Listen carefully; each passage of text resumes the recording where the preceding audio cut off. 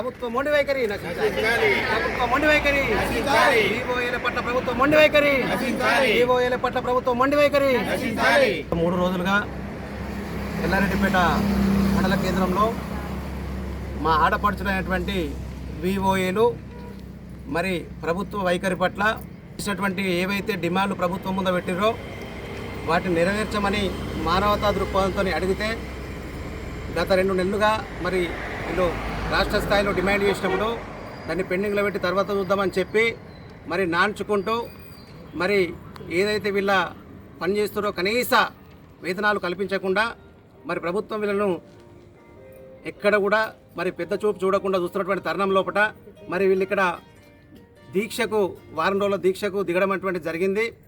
మరి ప్రభుత్వ వైఖరిని బీఆర్ఎస్ పార్టీ పక్షాన తీవ్రంగా ఖండిస్తూ ఉన్నాం. ఏవైతే ఈ వివోఏలు డిమాండ్లు పెట్టిర్రో కనీస వేతనాన్ని 20,000కు పెంచాలి. ఇప్పుడైతే 5,000 రూపాయలు ఇస్తున్నారు.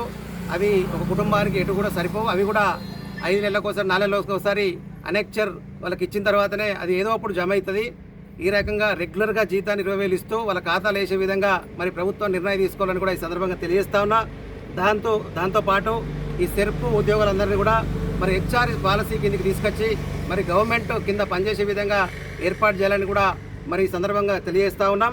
దాంతోపాటు అర్హులైనటువంటి వివోఏలు ఎవరైతే ఉన్నారో సీనియర్లందరికీ కూడా మరి సీఏలుగా సీసీలుగా ప్రమోట్ చేయాలని కూడా మరి ఈ సందర్భంగా మా బీఆర్ఎస్ పార్టీ పక్షాన డిమాండ్ చేస్తూ ఉన్నాం. అదే రకంగా వివోఏలకు మరి సాధారణ మరియు ఆరోగ్య బీమా కల్పించాలని కూడా ఈ సందర్భంగా డిమాండ్ చేస్తూ ఉన్నాం.